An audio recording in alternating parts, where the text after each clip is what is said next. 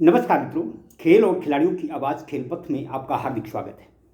मित्रों, हमारे देश के प्रधानमंत्री नरेंद्र मोदी जी 2036 में ओलंपिक खेलों की मेजबानी हासिल करने को प्रतिबद्ध हैं। भारत को ओलंपिक की मेजबानी मिले, इसके लिए भारतीय ओलंपिक संघ, केंद्रीय खेल एवं युवा कल्याण मंत्री मनसुख मांडविया सहित कई दिग्गज खेल प्रशासक इस मुहिम में लगे हुए हैं। खेल एवं युवा कल्याण मंत्री मनसुख मांडविया जी कह रहे हैं कि देश में खेलों का माहौल बन रहा है। Fit India, hit India apps के माध्यम से माहौल बनाया जा रहा है।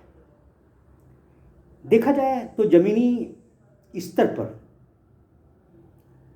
स्थिति कतई संतोषजनक नहीं है। कोई भी राज्य हो, शारीरिक शिक्षक, स्वास्थ्य अन्वेषक, अनुदेशक तथा योग प्रशिक्षक दर दर की ठोकरें खा रहे हैं। प्रधानमंत्री मोदी जी योग को जहां विश्व भर में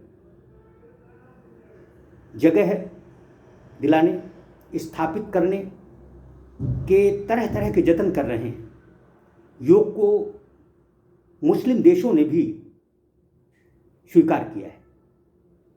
योग की महत्ता को हर कोई जानता है। इसी तरह से खेलों का माहौल कैसे बने, इसके लिए शारीरिक शिक्षकों, अनुदेशकों की तरफ भी ध्यान दिया जाना बहुत जरूरी है। देखा जाए तो देश के 75% स्कूलों में खेल मैदान नहीं है। शिक्षा व्यवस्था निजी हाथों में। निजी स्कूल और कॉलेज निसंदेह शारीरिक शिक्षकों को, स्पोर्ट्स ऑफिसरों को ठीक ठाक मानदेय दे रहे हैं, लेकिन यहाँ भी स्थिति पूरी तरह से संतोषजनक नहीं कही जा सकती। दरअसल हिंदी भाषी राज्यों में, चाहे वो बिहार हो, उत्तर प्रदेश हो, मध्य प्रदेश हो, राजस्थान हो, हर प्रदेश में शारीरिक शिक्षक, स्वास्थ्य अन्वेषक, अनुदेशक, योग प्रशिक्षक मुश्किल में है। मुश्किल में इन्हें क्या हमारी हुकूमतें डाल रही हैं, क्या प्रशासनिक अधिकारी डाल रहे हैं, या कुछ हद तक हमारे खेल गुरु भी जवाबदेह हैं। दरअसल एक तरफ हम अपने आप को पूर्णकालिक किए जाने की लड़ाई लड़ रहे हैं, तो दूसरी तरफ स्कूलों के प्रधान अध्यापक आपसे दिन भर आपका जो काम है वह भी, जो नहीं है वह भी करवा रहे हैं। आखिर इसका प्रतिशोध कौन करेगा? दरअसल हमें अपनी लड़ाई खुद लड़नी होगी।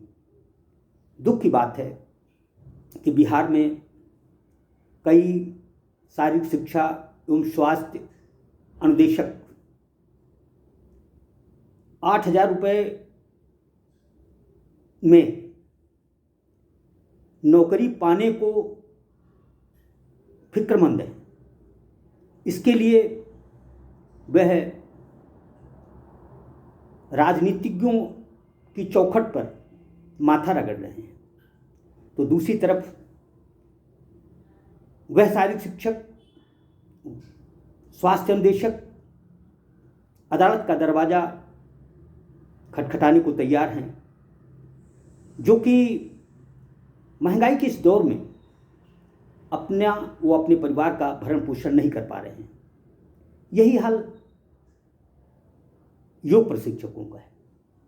योग प्रशिक्षक जब अपने अधिकारियों से, अपने मातहत अधिकारियों से यह कहेंगे कि उन्हें एक सत्र में ही खुशी है,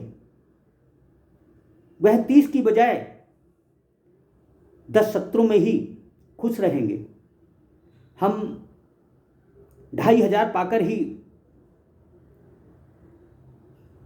अपना काम चला लेंगे, इस तरह की जब बातें हमारे सम्मानित योग प्रशिक्षक अधिकारियों से कहते हैं तो निसंदेह ये बहुत ही चिंता की बात है। दरअसल शारीरिक शिक्षा एवं स्वास्थ्य अनुदेशक हूँ, योग प्रशिक्षक हूँ, अनुदेशक हूँ, जो भी लोग खेलों से जुड़े हैं उन सभी को अपनी स्वयं की पहचान करनी होगी। स्वयं ही ये तय करना होगा कि वह काबिल हैं।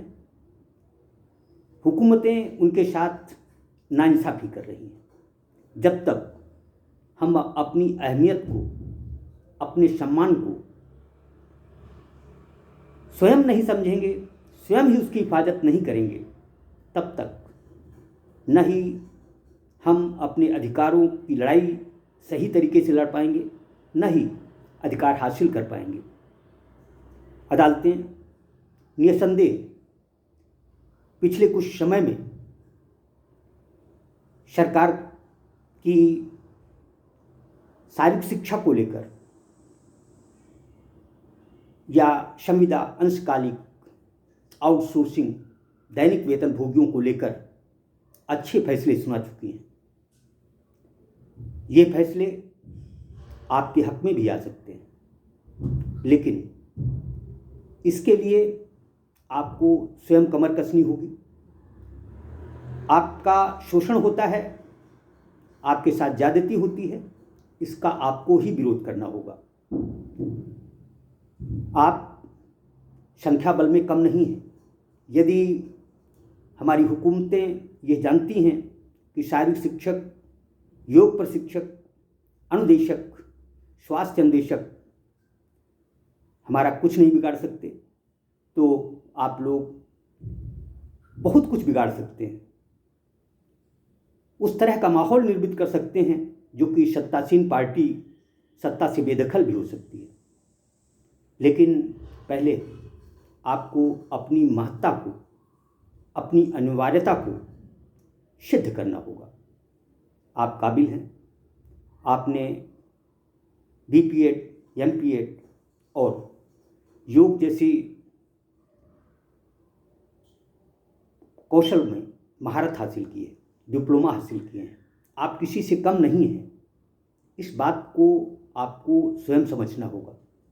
हमें नौकरशाहों की चरण वंदना, चाटुकारिता छोड़नी होगी। जिस तरह से नीतीश कुमार सरकार लगातार शारीरिक शिक्षा एवं स्वास्थ्य अनुदेशकों के पत्र व्यवहार से असहज महसूस करने लगी, उसी तरह से योग प्रशिक्षक भी एका का बिगुल बजाकर सरकार को चेता सकते हैं, उसे जता सकते हैं, उसके साथ जो गलत सलूक हो रहा है उससे निजात पा सकते हैं। लेकिन इसके लिए आवाज़ आपको उठानी होगी। मेरी करबद्ध विनती है कि अपने साथियों का यदि आप भला नहीं कर सकते, आप उनका सहयोग नहीं कर सकते, आप उनका साथ नहीं दे सकते, तो कम से कम नौकरशाहों से अल्पतम वेतन में, अल्पतम मानदेय में काम करना कतई न स्वीकारें। ये है आपके लिए भी और आपके परिवार के लिए भी अच्छा होगा, क्योंकि यह मैं समझता हूँ कि बेरोजगारी की इस दौर में नौकरी ज़रूरी है, लेकिन जो डिग्री डिप्लोमा आप लोगों ने हासिल किए हैं उसके लिए आपके माता पिता ने लाखों रुपए खर्च किए हैं। आप एक अर्धकुशल अकुशल श्रमिक से भी कम मानदेय पाते हैं, इस बात को स्वीकारना होगा। हमें अपनी लड़ाई के लिए खुद हिम्मत जुटानी होगी। आपका साथ तभी दूसरे लोग देंगे जब आप उनके साथ खड़े होंगे। जय हिंद, जय भारत।